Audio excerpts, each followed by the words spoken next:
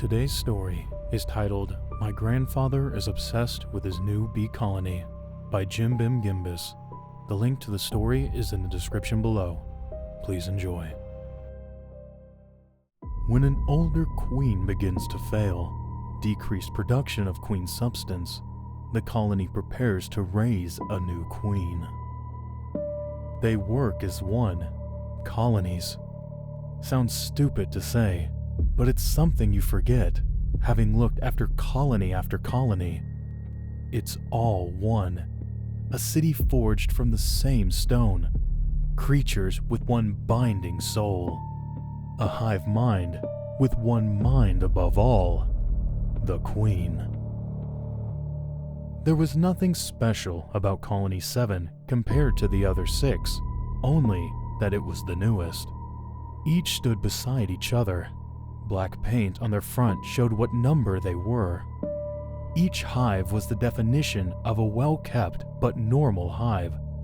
No defining anomalies, not some uncommon subspecies of bee. They weren't predominantly yellow or black. They were just bees. Common buff-tailed bumblebees. To say common isn't to say uninteresting, mind you. No. To my grandma and pops, they were beautiful. All of them were. Each colony. Artificial beehives. Just wall-to-wall activity.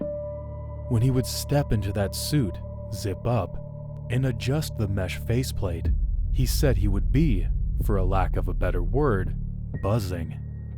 Pops knew he would see something spectacular each time he went and smoked the panic out the bees. A society in motion. Workers clambering on the ground around each other. Small legs twitching, bodies writhing. A breathing, thinking city. Each of them a bustling capital of insecta. Pops got Colony 7 after Grandma's death, and it was his baby. He was a somewhat hermit, to be generous. In his old age, he stayed within the confines of his property, a rebuilt farmhouse with a few acres of grassland spread around it, fenced in. He started it with my grandma, a true green thumb and insect lover, but picked up operations after she passed. Grandma used to be the brains, knew every bit of knowledge about how bees worked, from their larva stage to their infatuation with hexagons. But Pops, he was the collector, handled them with the hand of a saint, loved them like a benevolent god. Between them, those first 6 colonies were their whole world. I would help whenever I visited after her death. First to sweep the porch and throw any empty beer bottles which had rolled here and there around the house as he tended to the old and his new colonies. Bottles were tucked under the fridge, lodged behind doors besides piles of etymology books he had begun reading.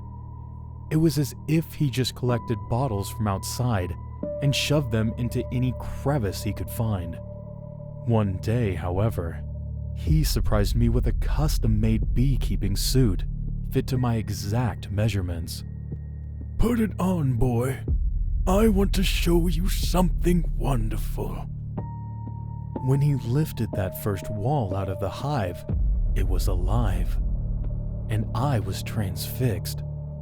They moved up and down, within and out of themselves, patterns forming and disappearing within the flecks of their fur, bristling against each other. "Colony 7, he puffed his chest out with pride. "My hardest workers." Colony 7, named such due to there being 6 other hives, I assume. He stared into the hive. His pupils, for a split second, looked like a million separate little things, focusing and dilating like a cell eye. "No. That's the name they chose, son." Right before the sudden discomfort at what he said could settle in, he laughed heartily and slapped my back, placing the wall back into the hive with the other. Just kidding, kid. Lighten up. I laughed along hesitantly, still creeped by the look in his eye. From then, he taught me everything he knew, and in the last few weeks of his life, I tended to the hives, of which numbers 6 through 1 had been purchased. The grassland around the farmhouse looked beautiful. Wild flowers of yellow, blue, and pink had sprouted over the years and spread, creating a kaleidoscope of natural beauty, fence to fence. All thanks to each colony we had purchased.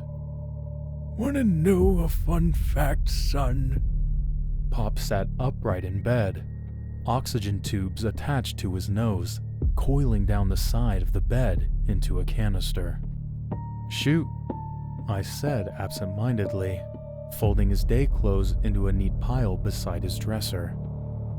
Bees, they're funny little creatures, he began, looking out towards the colonies through the window beside his bed. That's your fun fact? I asked jokingly, but he didn't reply with a laugh or an exhale. He just sat, staring out over the fields. When a queen dies, which sadly they do, the workers kick up a frenzy. They do. Buzzing, brawling, biting the walls of the hive in pheromotic mania. At this point, I had sat down on the edge of the bed and followed his gaze outside. It landed right on Colony 7.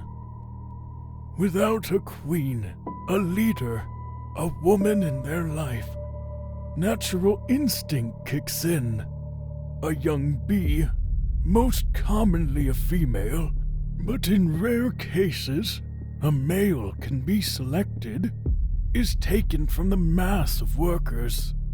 They're pulled and dragged down through the hexagonal tunnels until the queen's quarters are reached. Without me knowing, he had absent-mindedly grabbed something off the dresser. When I glanced down to his hands, I saw it was a honeycomb locket. I had bought it for him as a birthday gift. Inside was a picture of him and my grandmother on their wedding day. He had it open, thumbing over the image, slowly, over and over. Pops, you feelin'? For 3 days, he continued, cutting me off. The kidnapped bee is force-fed a sort of vitamin, hormonal-rich jelly. Royal jelly is the proper name. Down the gullet of the poor bee. If it doesn't eat, workers come, and with their tiny legs, pull the bee's mouth wide open, and scoop the mixture in and down, coughing and spluttering, begging, "No, no, please, no. I don't want this, please." All ignored for the sake of the hive. The mutation that takes place. It is beautiful. He stopped rubbing the locket, and after a big exhale, stated something that made the hairs on my neck stand straight up. They want me to keep the window open tonight. And that's enough bee talk tonight, Pops. I shot straight up, keeping my tone lighthearted to hide how confused and uncomfortable I had become. With no hesitation, I walked to the window, double-checked it was locked, pocketed the key, and drew the curtains. As soon as the curtains were drawn, I gently helped him down into bed, his hands still held onto the honey-colored locket. Times make the heart grow fonder, eh, Pops? I placed my hand on his. He looked down and smiled wryly. Miss her each day, kid. Me too, Pops. I gave him a hug, which he reciprocated. She would, however, kick your ass for telling your grandson spooky bee stories. He laughed, but it was a short, sorrowful one. No, she wanted you to know how it happens. She was into beekeeping too? Pops remained silent for a moment, laid on his bed, head slightly tilted towards the now obstructed window. She misses you, kid. Misses us both. She's weak now. She knows it's my turn. He smiled gently. I know she'd... Wait, weak? What do you mean? He didn't respond. Hey, Pops? What do you mean it's your turn? I shook him. Asleep. He was fast asleep.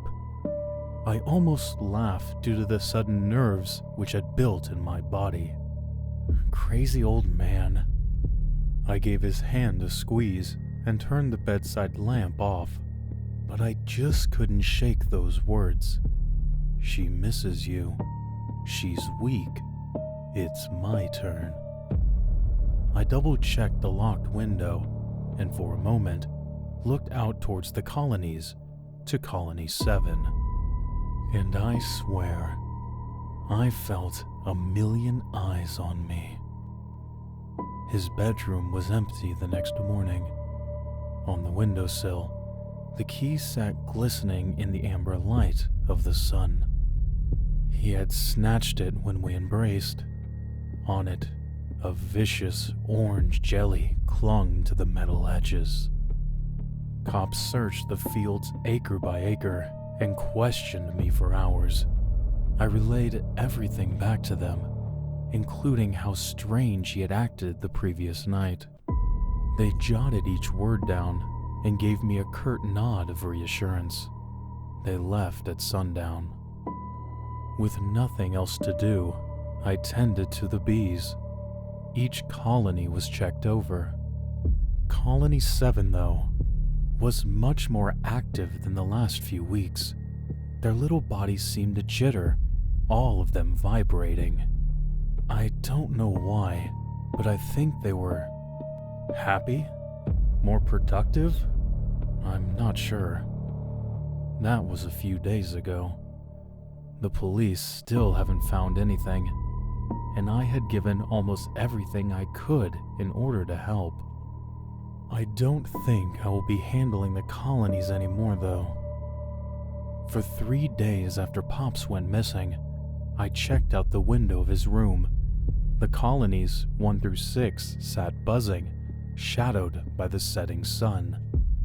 But where Colony 7 sat, now sat a hive which had a black painted 8 on its front, and it looked like the whole hive was buzzing, and all those eyes were on me again. All those eyes, and a new set calling me home.